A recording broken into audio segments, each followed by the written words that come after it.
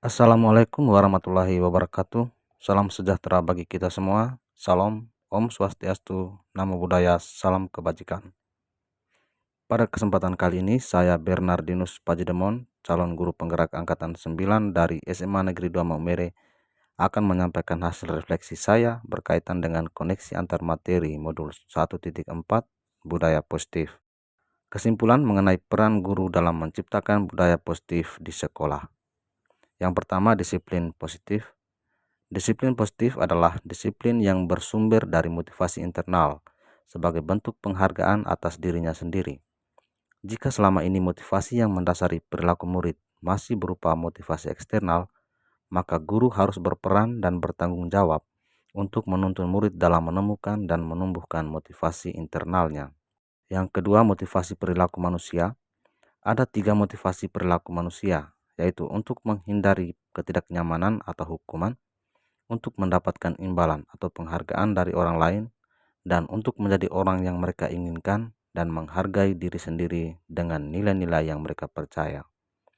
Jika selama ini motivasi yang mendasari perilaku murid adalah karena hukuman ataupun karena ingin mendapatkan penghargaan, maka sekolah dan guru memiliki tanggung jawab untuk meningkatkan level motivasi eksternal tersebut menuju level motivasi internal, di mana siswa termotivasi karena ingin menjadi apa yang mereka inginkan sesuai dengan nilai kebajikan yang mereka yakini. Yang berikut posisi kontrol restitusi. Motivasi internal akan tumbuh jika kebutuhan dasar dari murid dapat terpenuhi.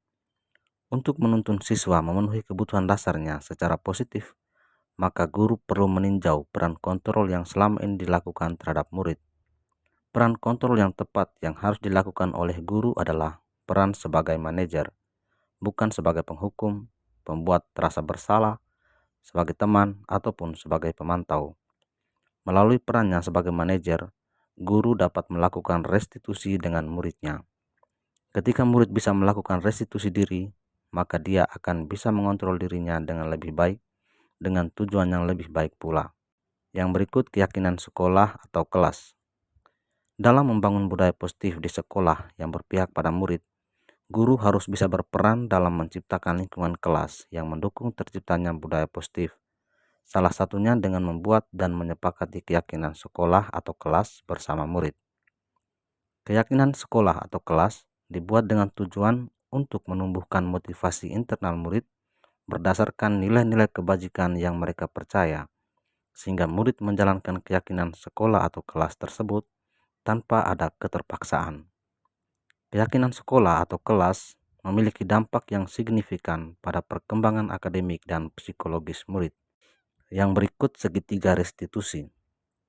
Segitiga restitusi merupakan sebuah upaya untuk menumbuhkan motivasi internal murid melalui dialog positif dalam 3 tahap, yakni menstabilkan identitas agar murid tidak merasa menjadi manusia yang gagal karena tindakan yang telah dilakukan, validasi tindakan untuk menemukan dan memahami kebutuhan murid, dan menanyakan keyakinan agar murid menyadari kesalahan dan menemukan solusi untuk menjadi lebih baik dengan nilai kebajikan yang ia yakini.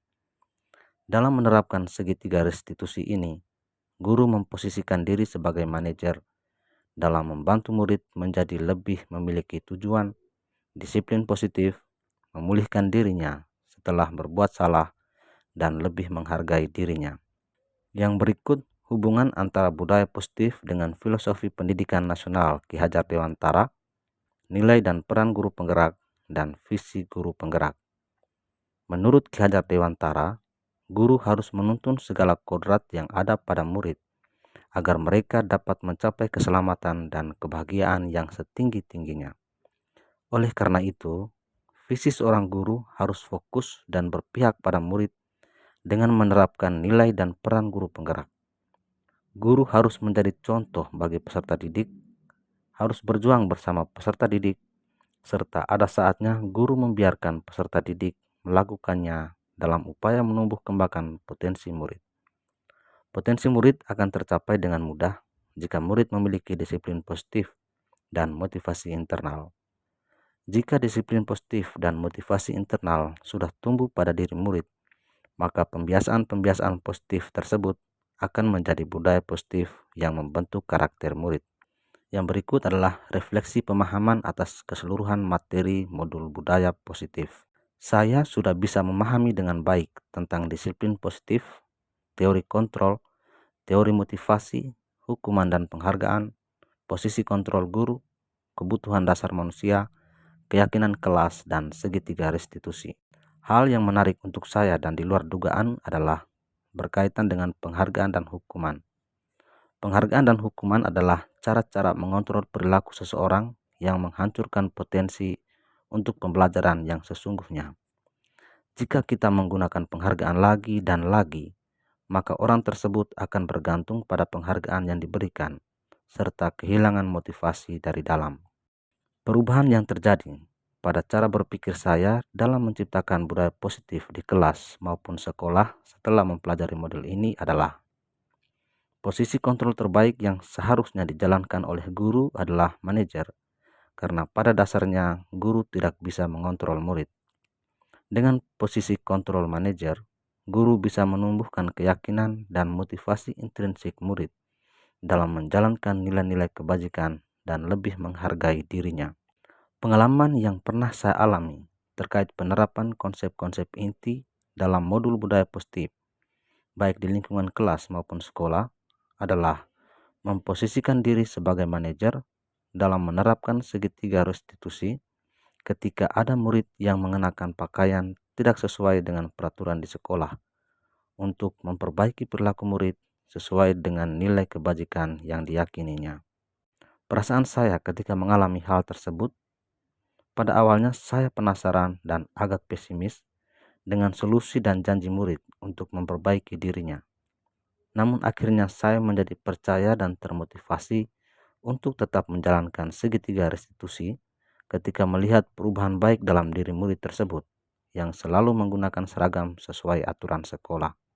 Hal-hal yang sudah baik terkait pengalaman dalam penerapan konsep-konsep tersebut, saya bisa mengontrol emosi saya ketika menemukan murid yang melanggar aturan dan berusaha memahami alasan atau tujuan dari perilakunya tersebut.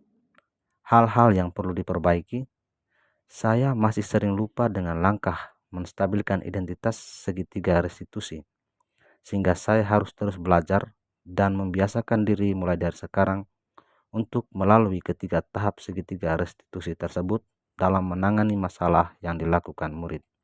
Sebelum mempelajari modul ini, ketika berinteraksi dengan murid, berdasarkan 5 posisi kontrol, posisi yang sering saya pakai adalah posisi penghukum dan pemantau.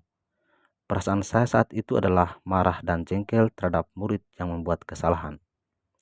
Setelah mempelajari modul ini, saya lebih memposisikan diri sebagai manajer dalam mengatasi masalah murid. Perbedaan yang saya alami adalah dengan posisi kontrol ini, saya merasa memiliki tanggung jawab dan lebih tenang dalam menuntun murid memperbaiki dirinya. Sebelum mempelajari modul ini, tahap segitiga restitusi yang pernah saya buat adalah pada tahap menanyakan keyakinan.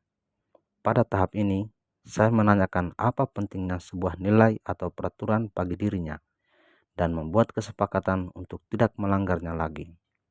Namun dalam tahap ini, kami juga masih sering menyepakati sebuah hukuman atau konsekuensi bila dia melanggarnya lagi, sehingga murid mematuhi peraturan karena takut akan hukuman atau konsekuensi.